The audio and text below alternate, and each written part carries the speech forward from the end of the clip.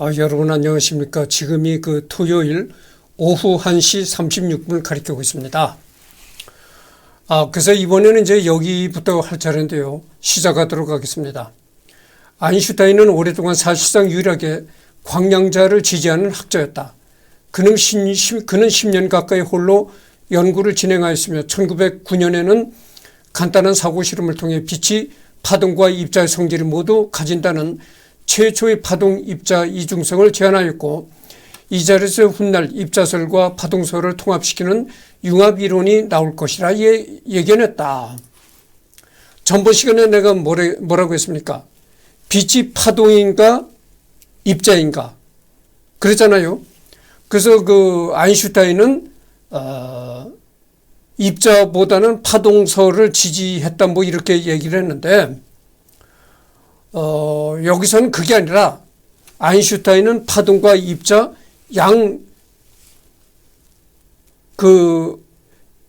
파동과 입자설을 통합시키는 그런 융합 이론을 주장했다는 거죠. 그러니까 어떤 측면에서는 파동도 될 수가 있고 어떤 측면에서는 입자도 될 수 있다 이런 얘기죠. 그러니까 빛이라는 거는 파동의 성질도 갖고 있는 반면에 입자적인 성질도 갖고 있다 이런 얘기입니다. 또 1916년에는 플랑크가 불완전하게 설명했던 흑체 복사 문제를 보어의 원자 모델을 기반으로 최초로 완전히 양자론적으로 설명하는 데 성공하였고, 플랑크 공식 E는 HV 성립한다면 광량자는 P 니꼴 HV 슬러시라고 해야 되는지 C 니꼴 H 슬러시 운동량을 가져간다는 것을 보였다. 그러니까 아까도 얘기를 했지만 플라톤은 빛이 입자인가 파동인가, 그래서 어느 한쪽 빛이 입자다 그런다든지, 또는 입자가 아니라 빛은 파동이다 이렇게 주장을 한다든지 이런 것이 아니라, 빛이라는 것은 파동의 특성도 가지고 있고 입자적인 특성도 가지고 있다 이런 얘기입니다. 그래서 파동과 입자 이중성, 융합성을 아인슈타인은 주장했다 이런 얘기죠. 빛은 정지의 질량이 제로라는 점에서 중요한 결과이다. 이 결과로부터 아인슈타인은 광량자의 존재를 확신하게 되면서도 극심한 피로를 느껴 그의 친구 미셸 베소에게 1918년 다음과 같이 말했다. 이제 복사 양자의 실제에 대해서는 더 이상 의심할 여지가 없어. 아직 이걸 확신하는 사람은 나밖에 없는 것 같지만, 광량자 가설은 1914년 밀리코니 실험을 거쳐 1922년 콤프턴이 산란 실험에 의해 빛의 운동량이 입증되면서 비로소 본격적으로 받아들여지기 시작했다. 이후에도 닐스 보어를 중심으로 BKS 이론이 광량자 개념을 배제하기 위해 등장했으나 1924년 실험적으로 부정되고 그때서야 광량자 가설은 완전히 정설로 자리 잡았다. 광량자 가설은 1920년 중반 현대적 양자 역학의 발생에 매우 큰 영향을 미쳤다. 드 브로이는 거꾸로 물질이 파동의 성질을 갖고 있으려는 발상을 바탕으로 1924년 전자의 파동 이론을 제안하였다. 드 브로이의 이론은 실험적 근거가 맥락이 없었기에 검토하던 교수는 긴가민가했지만 그의 지인이었던 아인슈타인이 받아보고는 거대한 베일의 한 구석을 들어올렸다. 몇 극찬하고 논문 통과는 물론 자신 또한 드 브로이의 주장을 뒷받침하는 논문을 학교에 제출하는 등 그의 이론을 퍼뜨리기 위해 노력하였다. 아인슈타인의 노력은 드 브로이의 성과가 널리 퍼지는 데 큰 도움이 되었으며, 슈레딩거는 드 브로이의 물질파를 일반화하여 전자를 파동함수로 기술하는 슈레딩거 방정식을 제안하게 된 것이다. 슈레딩거 방정식이란 말이죠. 양자 역학적 관점에서 물질의 상태를 기술하는 방정식이다. 쥐리 대학교 교수였던 오스트리아의 빈 출신 물리학자 에르빈 슈레딩거가 1926년에 발표했다 이런 얘기입니다. 양자 역학에서 슈레딩거 방정식은 고전역학에서 뉴턴 방정식 F=ma 혹은 라그랑주 방정식과 동일한 위상을 가지며 이들과 마찬가지로 하여튼 깊이 들어가지 않겠습니다. 깊이 들어가 봐야 내가 또 전번 시간에도 내가 얘기했지만 내가 물리학이나 수학에 깊은 그런 전문적인 식견이 없기 때문에 깊이는 내가 말씀을 드릴 수가 없습니다. 그렇잖아요. 어디 이 세상에 여러분들 그렇다고 해가지고 내가 이런 말을 한다 그래가지고 이승열이가 무시가 돼 이렇게 또 비난을 하면 안 됩니다. 나를 보고 누가 그래요. 난 놓고 기억자도 모르는데 이승열이가. 아니 그럼 난 놓고 기억자도 모르는 사람이 어떻게 유클리드 수학을 논하고 미분 적분을 얘기하고 그럽니까? 응? 그러나 그런 것을 얘기하지만 내가 어디까지나 그것이 전공인 사람이 아니다 그거죠. 내가 전공한 분야가 아니다고요. 그러니까 이렇게 상식적인 측면은 알지만 깊게는 내가 얘기를 못한다 이런 얘기입니다. 그렇잖아요. 여러분들 내가 전문적인 시견이 없다 그래가지고 나를 무식하다고 비난하면 안 됩니다. 아니 이 세상에 만물 박사가 어디 있습니까? 아무리 박사학위를 받은 사람도 자기가 전공한 분야에서만 박사학위를 받았다 뿐이지 자기가 전공하지 않은 분야는 전문적인 얘기를 할 수가 없는 거예요. 응? 만물 박사가 있나요? 그러니까 나를 난 놓고 기억자들 모른다 이렇게 비판하면 안 된다 이런 얘기죠. 그러니까 내가 나를 난 놓고 기억자도 모른다고 비판했던 사람이 이제 주로 누구냐면은 전번 공장이 있을 때는 이제 직속상관이어도 직속상관이라고 해봐야 상관도 아니고 이제 같이 현장에서 일하는 동료식인데 과장이라고 사장이 과장이라고 임명을 해주고 그런 책임을 가졌으니까 직속상관이라고 하는 거지 똑같은 생산직에 있는 사람이에요. 그런데 그 사람이 내가 이 공장에서 단순 노동을 하니까 계속 나를 남 놓고 기억자도 모른다고 나를 비판했던 사람이에요. 아니 이승열이가 저렇게 배운 게 없다 이거야. 배운 게 없어가지고 저렇게 단순 노동만 하고 살아간다 이거지. 응? 근데 그 사람 논리가 뭐냐면은 배운 게 있으면 쇠를 깎고, 쇠를 깎는 걸 선반이라고 하잖아요. 응? 쇠를 깎는다든지 용접을 한다든지 이렇게 해서 기술로 벌어먹어요. 그 사람 얘기는 기술이라고 하는데 그건 기술이 아니라 기능이죠. 기술이라는 것은 뭘 기술이라고 하냐면은 어떤 공학적인 지식 체계를 갖추고 기계를 연구해서 만들어내는 것. 그게 기술입니다. 새로운 어떤 기술 체계를 연구해서 만들어내는 것이 기술이고 그냥 어떤 기계를 돌린다든가 용접을 한다든가 이런 건 기능이죠. 기능이 없다는 이거야, 기능. 그러니까 그 사람 말은 그 사람 말대로 한다면은 어떤 직업훈련소나 요즘 말하면 요즘에 폴리팩 대학이라고 하잖아요. 폴리팩 대학에 들어가면 용접 가르치고 선반 가르치고 이런 거죠. 그래 폴리팩 대학이라도 나와가지고 쇠를 깎는다든지 용접을 한다든지 이래서 벌어먹고 살아야지. 왜 단순 노동을 하냐? 이승열이가 난 놓고 기억자도 모르는 인간이다. 아니 난 놓고 기억자도 모르는 사람이 어떻게 양자역학 상식적인 걸 얘기를 하고 유클리드 기하학을 논하고 이럽니까? 말도 안 되는 소리죠. 그러니까 그 사람은 이 우물한 개구리야. 그 사람도 나와 같이 이렇게 공장 생활하는 사람이니까 이 공장에서 보는 게 쇠 갖고 용접하는 거 그것뿐이 본 게 없으니까 저기 배운 게 없다. 그걸 해야지. 쇠를 깎고 용접을 하는 걸 해야지. 이렇게 얘기를 하는 거야. 그러니까 우물 안의 개구리가 넓은 바깥 세상을 모르는 겁니다. 그러니까 오로지 공장에서 보이는 거 쇠 깎고 이제 이렇게 더 이상 얘기를 안 하겠습니다. 하여튼 나는 그렇게 내가 일자무식이란 난 놓고 기억자도 모른다는 그 비난을 받았던 사람입니다. 그 하늘과 땅이죠. 공장에서는 내가 난 놓고 기억자도 모른다고 비난을 받았지만 개인적으로는 이렇게 내가 똑똑한 사람이고 지식이 높은 사람이에요. 그 다음에 이 광전 효과가 있습니다.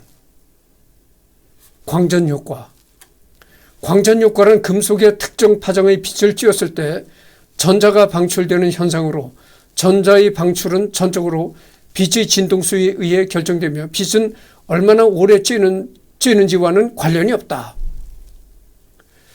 그러니까 전자의 방출은 빛의 진동수와 연관이 있다는 거죠. 1905년 논문 빛의 발생과 전환에 관한 발견법적 관점에서 광량자 가설을 도입한 아인슈타인은 광전 효과의 기전에 대해 매우 깔끔하게 설명하면서 전자의 운동 에너지가 즉 진동수에 대하여 선형적으로 증가한다는 관계를 제시했다. E K는 equal HF 마이너스 W 이렇게 이제 공식이 만들어지는 거죠. 당시까지 광전 효과는 빛의 진동수에 따라 효과가 커진다는 사실만 알려져 있었고 그것이 정확히 어떤 식으로 증가하는지는 알려져 있지 않았다. 이게 그 물리학의 공식인데 이거를 학교 다닐 때 말이죠. 이거를 그냥 무작정 달달달 이 수학 공식이었잖아요. 그게 참 미련한 방식이죠. 그렇게 무조건 달달달달 얘기만 한다고 기억이 든 게 아닙니다. 이게 왜 이 공식이 말이죠. 이런 그 수학 공식이 어떤 원인에 의해서 이런 수학 공식이 도출이 되었는가. 그런 거를 이해를 해야 되는 것이지. 그런 이해적인 바탕이 없이 그냥 달달달달 외운다고만 해서 되는 것이 아니죠. 그러니까 이 수학 공식이라는 건 무조건 달달달달 외울 것이 아니라 그 공식이 왜 성립될 수밖에 없었는가 그 원인적인 과정을 알아야 된다 그거죠. 내가 그 인간 파노라마를 하고 있는데 그 지만원 박사도 내가 언젠가 했던 적이 있거든요. 그 지만원 박사가 미국의 해군대학원에서 그 시스템 공학 박사를 학위를 받은 사람이죠. 그 사람이 그 미 해군대학원에서 시스템 공학 박사를 받은 게 뭐냐면 이런 수학적 공식을 알고리즘을 만들었다는 겁니다. 이 수학 공식을. 이렇게 간단한 그런 단순한 수학 공식이 아니라 그 굉장히 그 다단한 그거를 수학 공식을 만들었다는 거죠. 그걸로 인해서 이제 박사학위를 받은 거라는 겁니다. 그래서 그 미 해군대학원이라고 하면은 그 잘 모르는 사람들이 많은데 그 지만원 박사의 말에 따르면은 미 해군대학원이 그 하버드 대학, 여러분들 그 미국의 하버드 대학이 얼마나 명문입니까? 세계적인 명문 대학이잖아요. 하버드 대학에 버금간다는 것입니다. 그러니까 미 해군대학원이 얼마나 그 명문 학교인지 알 수가 있는 것이죠. 즉 진동수에 대하여 선형적으로 증가한다는 관계를 제시했다. 당시까지 광전 효과는 빛의 진동수에 따라 효과가 커진다는 사실만 알려져 있었고 그것이 정확히 어떤 식으로 증가하는지는 알려져 있지 않았다. 그러니까 뭐 이 아인슈타인은 이 빛이라는 거 하나를 가지고도 이것이 입자냐 파동이냐 이런 걸 연구해서 입자와 파동의 양쪽 성질을 두루 갖추고 있다. 이런 것도 이제 연구해냈고 그 다음에 이 진동수 빛의 진동수도 가지고 있다는 얘기입니다. 이 파동의 성질도 갖고 있고 입자의 성질도 갖고 있고 이랬다잖아요. 그러니까 파동 빛이 이 파동으로 이제 나간다는 것이죠. 이렇게 우리가 알고 있건 빛이 이렇게 쭉 직진하는 걸로 알고 있잖아요. 우리가 눈으로 육안으로 볼 때는 빛이 쫙 직진하는 걸로 보이잖아요. 그렇지만 그게 그렇지 않다는 거죠. 우리 육안으로 볼 때는 빛이 딱 직진하는 것처럼 보이지만 그게 그렇지 않고 입자 아주 우리 눈에 보이지 않는 아주 미세한 그런 입자들이 이렇게 파동 성질로 나간다는 것입니다. 이 빛이. 그러니까 거기서 이제 그 진동수라는 개념이 나오고 그러는 거죠. 파동으로 이제 움직이면서 한다는 거니까 움직인다는 건 파동이라는 건 뭡니까? 진동이거든요, 진동. 그러니까 이제 진동하니까 거기서 이제 여러 가지 얘기가 또 물리학적인 그 얘기가 나올 수밖에 없는 거죠. 밀리컨은 아인슈타인이 주장한 선형 관계를 측정하고자 수년간 노력을 들여 광전 효과 실험을 진행하였다. 여러분들, 내가 전번에 했던 얘기, 전번에 내가 얘기를 다 하지 못하고 빠뜨렸는데, 내가 여러분들 그 공장에서 단순 노동한다고 이승열이가 난 놓고 기억자도 모른다고 이렇게 업신여기면 안 됩니다. 그럼 내가 왜 공장에서 단순 노동을 해서 먹고 삽니까? 지금 내 나이가 어떻게 되죠? 57년생이에요. 우리나라 나이로는 만 나이가 66cm 그럽니다. 만으로 따져도. 우리나라 나이로 따지면요. 지금 67세, 68세 그럽니다. 곧 70고개를 곧 바라보고 있어요. 여러분들 지금 100세 어쩌고 하잖아요. 100세 시대다. 100세 시대라고 말은 하지만 70대의 세상을 떠나는 사람들 많아요. 여러분 그 며칠 전에 장기표 제야의 제야 활동하던 장기표라는 사람이 세상을 떠났잖아요. 78세의 세상을 떠났다는 겁니다. 이 70대만 접어들면요, 아무리 100세 어쩌고 지금 얘기들을 하는데 70대에도 세상을 떠난 사람들이 많다 이런 얘기예요. 그걸 아셔야 돼요. 그러면 70대 노인이 뭐 어디 가서 정말 고차원적인 취직을 할 수가 있나요? 아니 70대 노인이 할 수 있는 건 단순 노동뿐이 없는 거예요. 아니 그거라도 감사한 거지. 단순 노동이라도 고마운 거예요. 단순 노동이라도 나한테 일거리를 주는 사장님이 고마운 거예요. 단순 노동도 할 게 없어서 그냥 기초생활비 40만 원에 목을 매는 노인들이 지금 부지기수예요. 그런데 그래도 내가 건강하고 나한테 일거리를 맡기고 그러니까 그게 얼마나 고마운 겁니까? 그렇게 생각을 해야지. 아니 70 먹은 노인이 어디서 어디가 좋은 직장에 취직하겠어요? 좋은 직장에 사무직으로 들어가겠어요? 아니면 나보고 그래. 야, 이승열이가 취직시험 공부를 하나? 취직시험 공부를 한다. 아니 나이 70 먹은 노인이 취직시험 공부를 합니까? 나이 70 먹은 사람한테 그래. 야,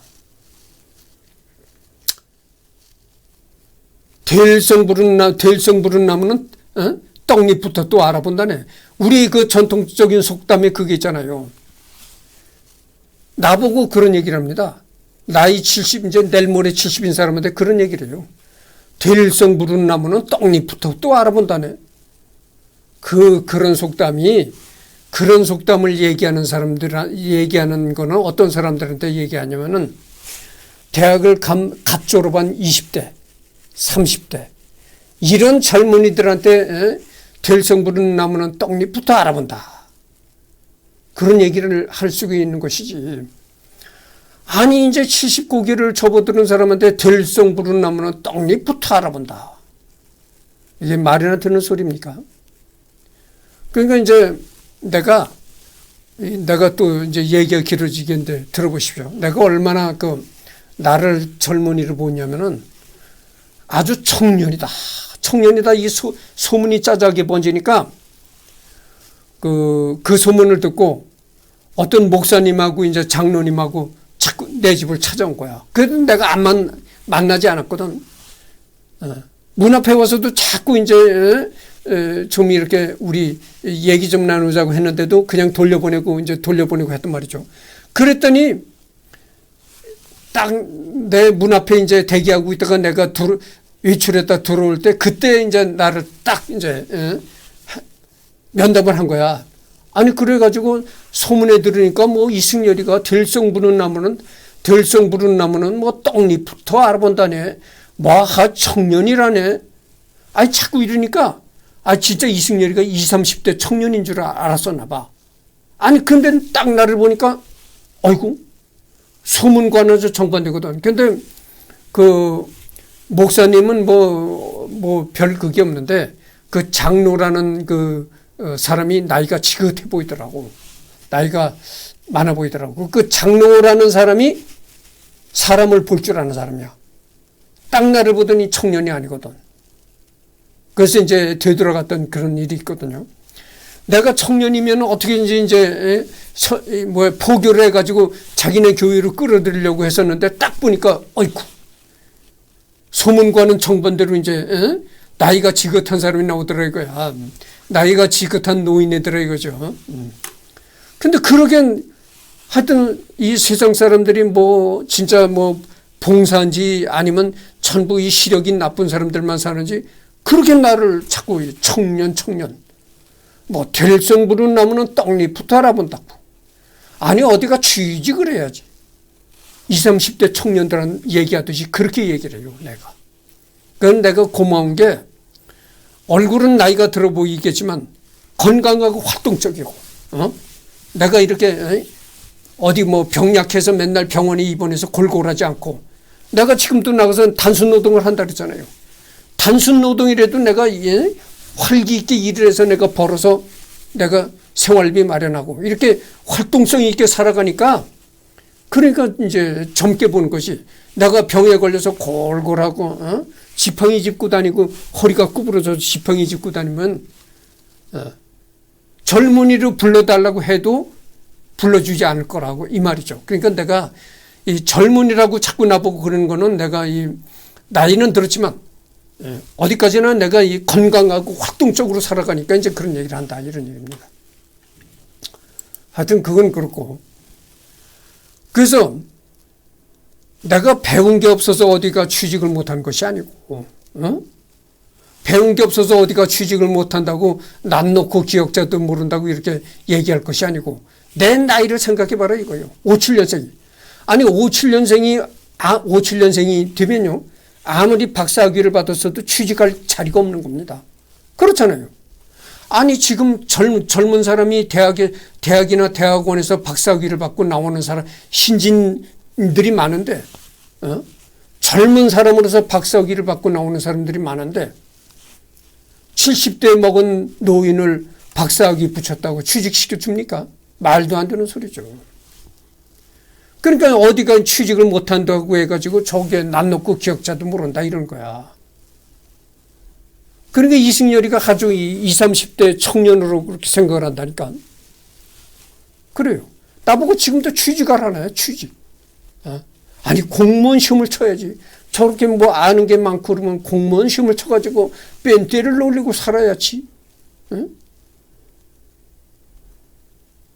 난 왜 그런지 그렇게 몰고 간다고 내가 젊어집니까? 아니 몰고 간다고 몰려집니까? 그러면 해가 서쪽에서 뜨지 해가 서쪽에서 뜬다 해가 서쪽에서 뜬다 자꾸 몰고 가면은 진짜 해가 서쪽에서 뜹니까?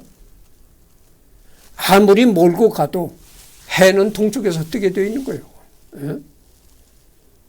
그게 참 어리석은 사람이죠. 어리석은 사람들이다 이거죠. 손바닥으로 이렇게 하늘을 가려보셔. 자기만 하늘을 못 볼 뿐이야. 자기 한 사람만. 그렇다고 하늘이 가려집니까? 왜 그런지 모르겠어요. 난 그 한국 사람들, 그러니까 내가 생각하는 게, 내가 이런 얘기들을 내가 뭐 아인슈타인이 이러다가 또 아인슈타인이 진도가 늦어지겠지만, 내가 정말 삼성의 이재용 회장처럼 돈이 많은 재벌이든가, 그렇지 않으면 국회의원 배지를 달고 이렇게 권력을 누리는 사람이라든가 이 정도 되면은 젊다 젊은이를 몰고 가서 아가씨를 얻어라. 한 40년이나 50년 차이 나는 딸 같은 아가씨를 얻어야지. 아니 이렇게 몰고 갈 수도 있을 겁니다. 그렇잖아요. 아니 이재용이 같은 사람인데 이재용이 자꾸 이름을 들먹여서 이재용이 그분한테는 좀 미안한 얘기지만 어쨌든 간에 이재용이라고 하면은 우리나라의 최고 갑부 아니겠어요. 그러니까 최고의 돈 많은 사람의 상징이니까 이재용이를 들먹일 수밖에 없다 이런 얘기죠. 그래서 이재용이 같이 재산이 엄청나거나 그렇지만 국회의원 배지라도 여기 달았다면은 뭐 한 40년 50년 차이 나는 여자를 얻어도 괜찮겠어요. 괜찮죠. 어? 아니 내가 일찍 죽으면 네 앞으로 1,000억을 뚝 띄워주겠다. 얼씨구나 좋다죠.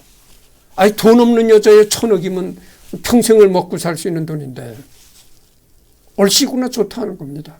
그러나 내가 50년 40년 50년 차이 나는 여자를 얻어서 내가 죽을 때 그 여자한테 뚝뚝 띄워줄 그렇게 1,000억을 뚝 띄워줄 내가 뭐 돈이 있나요? 아니면 내가 뭐 금배지라도 달고 있답니까? 도대체 이승열이를 뭘 보고 그렇게 맨날 청년이다 하는지 모르겠어요. 지금 여러분들 내가 말이죠. 쓸데없는 소리 이제 그만하겠습니다. 이해하십시오. 참 웃고 넘어갑시다. 내가 전번에도 얘기를 했잖아요. 우리나라 국민들이 참 이 코미디언 기질이 많습니다. 그래서 이 코미디언도요. 코미디언으로 출세만 잘해도 아주 일평생은 정말 호화롭게 살다 가는 겁니다. 여러분들 그 정주일이라고 있어요. 이주일이라는 코미디언이 있었는데 그 양반이 원래 본명이 이씨가 아니라 이주일이라는 건 그 예명이고 본명은 정주일이라는 겁니다. 정주일. 근데 그분이 그 강원도 사람이거든. 강원도 뭐 삼척이 고향인지 그랬다고. 근데 서울로 올라와서 여러 가지 일을 하다가 이제 코미디계로 들어간 거야. 딱 방송 카메라 앞에 딱 서서 코미디로 웃기면은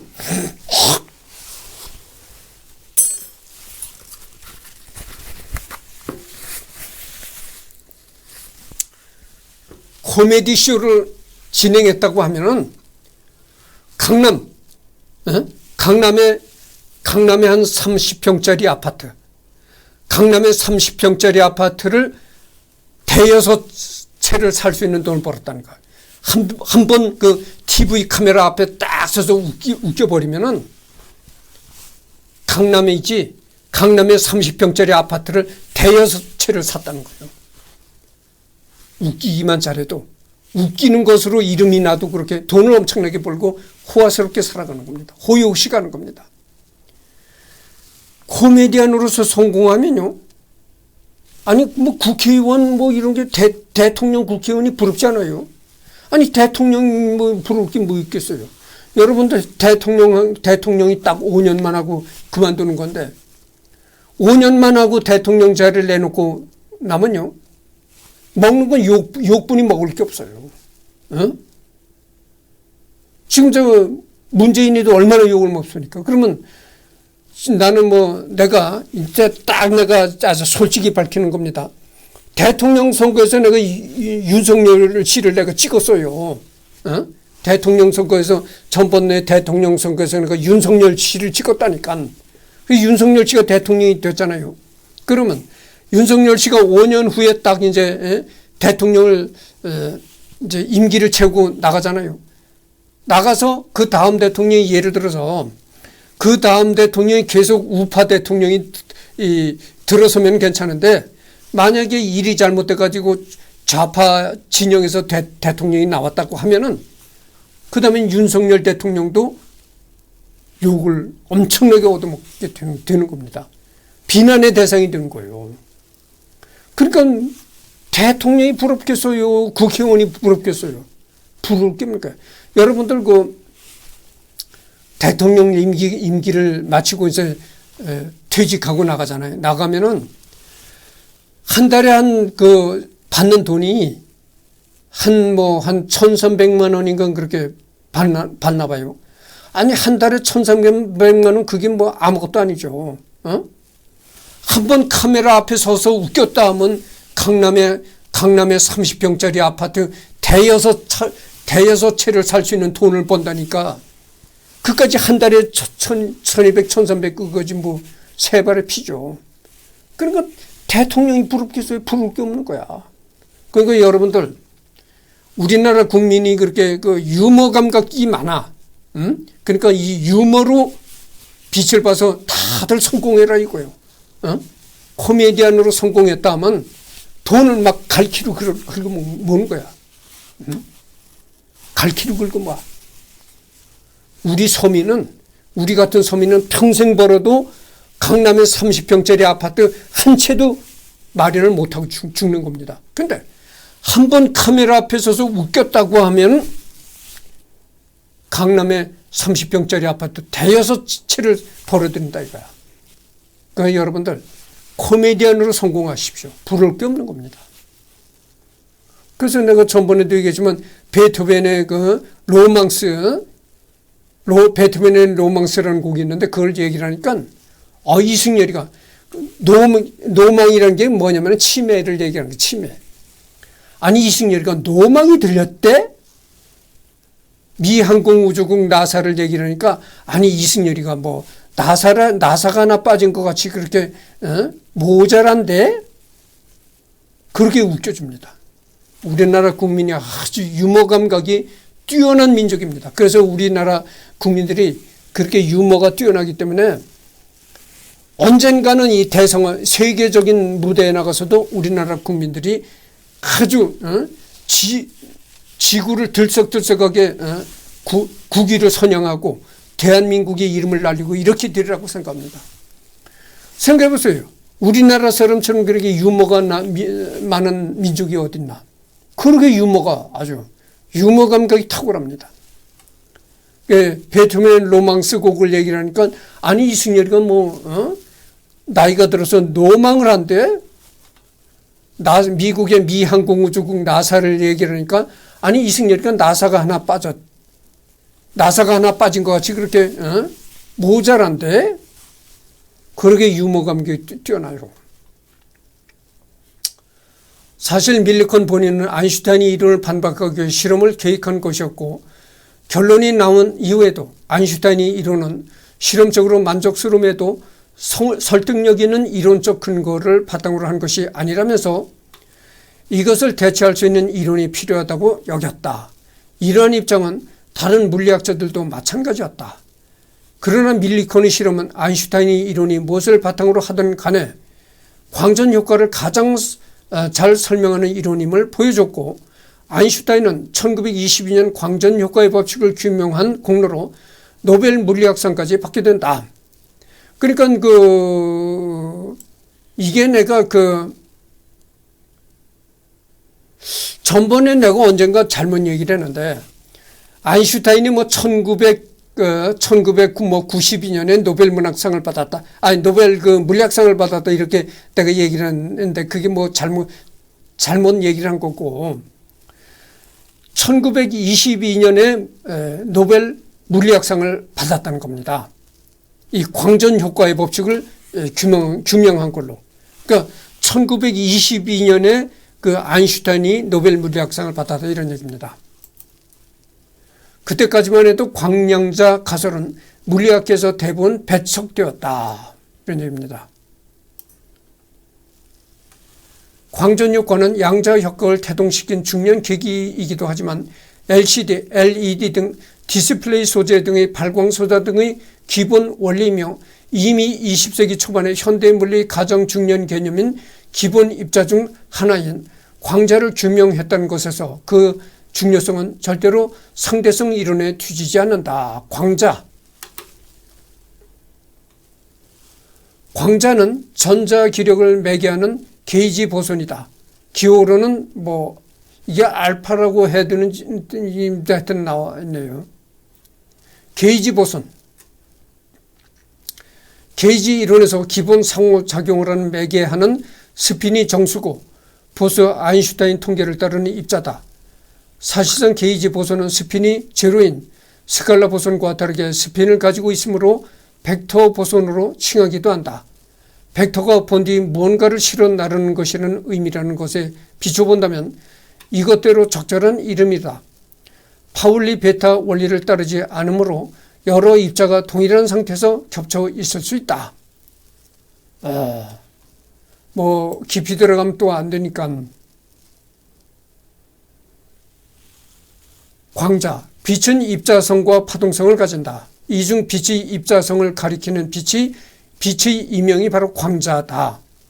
반대로 빛의 파동성을 가리키는 이름이 전자기파다. 내가 전번에 얘기를 했잖아요. 빛은 입자적인 성질과 파동적인 성질을 다 가지고 있다, 이렇게 얘기를 했습니다. 그러니까 그 입자성을 얘기를 하는 것이 광자고 파동성을 얘기를 하는 것이 전자기파다, 이런 얘기죠.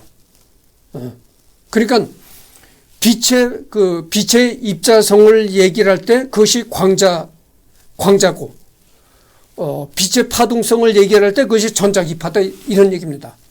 그러니까 이 전자기파라는 것은 한마디로 빛의 파동성을 나타내는 단어다, 이런 얘기죠.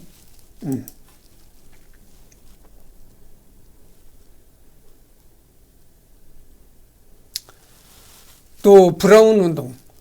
브라운 운동이란 1827년 영국의 생물학자 브라운이 발견한 현상으로 물에 작은 입자를 집어 넣었을 때 외부에 특별한 간섭이 없어도 여기저기로 움직이는 현상이다.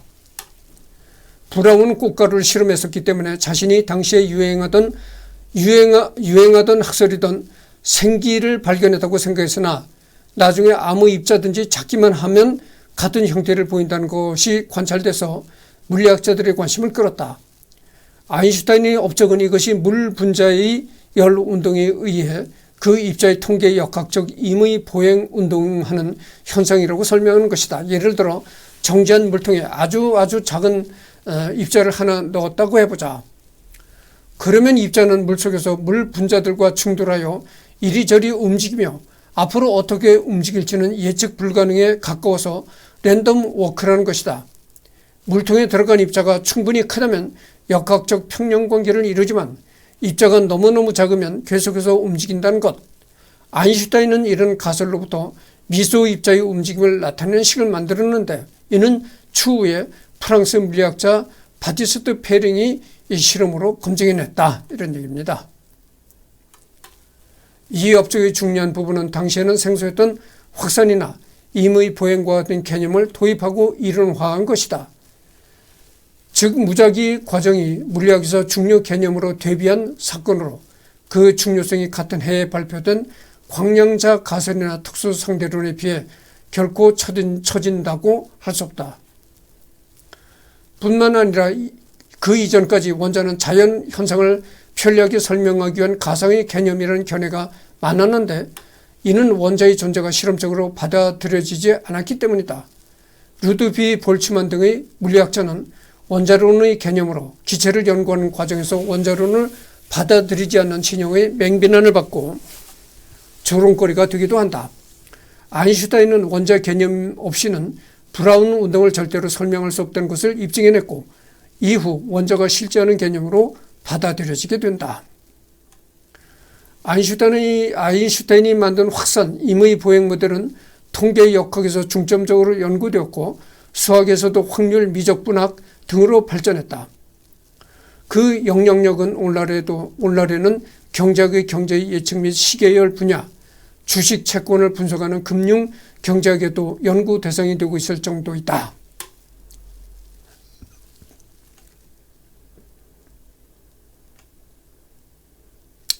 그러니까 어쨌든 간에 그 아인슈타인은 대단한 인물이죠.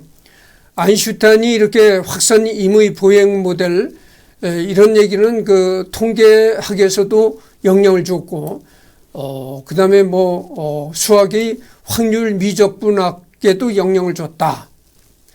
그리고 현대의 경제학에도 영향을 줬다, 이런 얘기입니다. 그러니까 그 아인슈타인이라는 인물은 참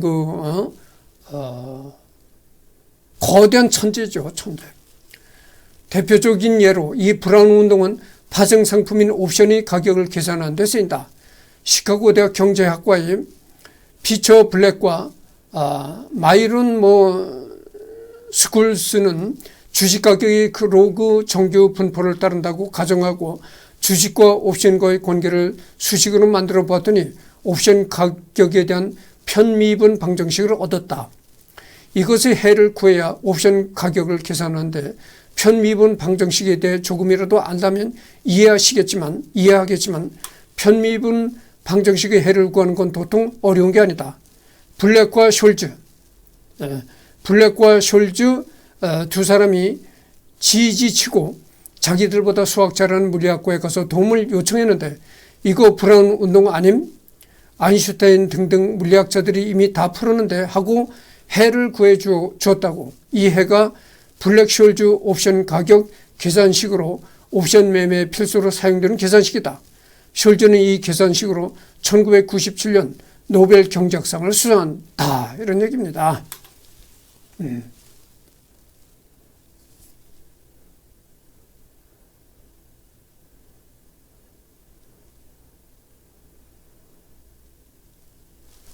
하여튼 그렇습니다. 그래서 지금 41분을 경과했습니다. 다음에는 그 EPR 역설에 관해서 얘기를 하도록 하겠습니다. 그래서 내가 계속되는 얘기입니다만 나는 물리학이나 이런 수학을 전공한 사람이 아니기 때문에 내가 전공한 분야가 아니기 때문에 깊게 여기에 대해서 내가 깊게 여러 가지 이 설명을 내 나름대로의 설명을 덧붙이지 못한다는 것을 이해하시기 바랍니다. 그래서 내가 이렇게 물리학이나 수학 이런 걸 전공한 사람이라면 여기에 대해서 깊은 얘기를 내가 자꾸 덧붙여서 여러분들한테 얘기하겠지만 그럴 만한 식견이 없습니다. 그래서 내가 그럴 만한 식견이 없다니까 내가 나를 보고 또 난 놓고 기억자도 모르는 무식증이다 이렇게 얘기를 하면 안 된다는 거. 내가 누누이 얘기를 했잖아요. 만물 박사가 어디 있습니까? 자기가 전공하지 않은 분야는 모르는 거예요. 그렇잖아요. 어디 이상해. 여러분들 서울대 대학원에서 박사학위를 받았다고 그 사람이 세상 만사 다 압니까? 그렇지 않잖아요. 자기가 전공한 그 분야만 하는 거지 모르는 거예요. 예를 들어서 역사라고 하면 지금 42분을 경고했는데 조금 더 얘기를 하겠습니다. 역사를 전공했다고 해서 역사 전반적인 것을 다 아느냐? 그렇지 않아요. 역사에서도 고조선이나 신라, 고구려, 백제 이런 고대사를 전공하는 사람이 있고 고려나 이 조선 시대와 같이 그러니까 중간의 역사를 전공한 사람이 있고 구한말에서 일제시대 지금 대한민국 초창기까지 현대사를 전공하는 사람이 있다 이거. 그러면 현대사를 전공한 사람한테 고대 사회에 관한 질문을 던지면 제대로 답변을 할 수 있을까요? 제대로 답변을 못한 겁니다. 그렇잖아요. 그 사람은 역사를 전공해서도 역사 전부 다 전공한 것이 아니고 현대사를 전공한 사람이 현대사는 건 뭡니까? 구한말에서부터 시작해가지고 일제강점기 오늘날 대한민국 초창기 그 부분을 전공한 거다 이 말이에요. 아니 그 부분을 전공한 현대사를 전공한 사람한테 단군 시대의 역사를 질문하면 제대로 답변을 하겠습니까? 그럼 제대로 답변을 못한다고 난 놓고 기억자도 모르는구만 이렇게 얘기를 하면 되겠어요? 안 되죠. 그 우리나라 역사를 전공한 사람한테 저 서양의 역사를 질문하면 되겠어요? 그러면 우리나라 역사를 전공한 사람이 서양 역사를 모른다고 해서 우리나라 역사를 전공해가지고 박사학위까지 붙인 사람인데 서양 역사를 모른다고 해서 저건 난 놓고 기억자도 모르는 놈 이렇게 공격하면 되겠습니까? 그건 안 되는 거예요. 나이 70이 갖고 와가지고 공장에서 단순 노동을 한다고 난 놓고 기억자도 모르는 놈 이러면 되겠습니까? 아니 70 먹은 노인이 집에서 지금 놀아야 돼요. 70 먹은 사람 좀 집에서 저 서울의 파고다 공원 가보셔. 그거 전부 할 게 없어서 놀고 있는 노인이에요. 노인들. 응? 내가 누누이 얘기하면 나는 복 받은 사람이에요. 내가 70에도 이렇게 건강을 유지하고 나한테 일거리를 줘서 내가 일하게 할 수 있게 한다는 거. 그게 얼마나 고마운 겁니까? 응? 그래서 나는 정말 단순 노동이라도 정말 고맙게 기쁘게 일을 한다니까. 그런 사람한테 난 놓고 기억자도 모른다.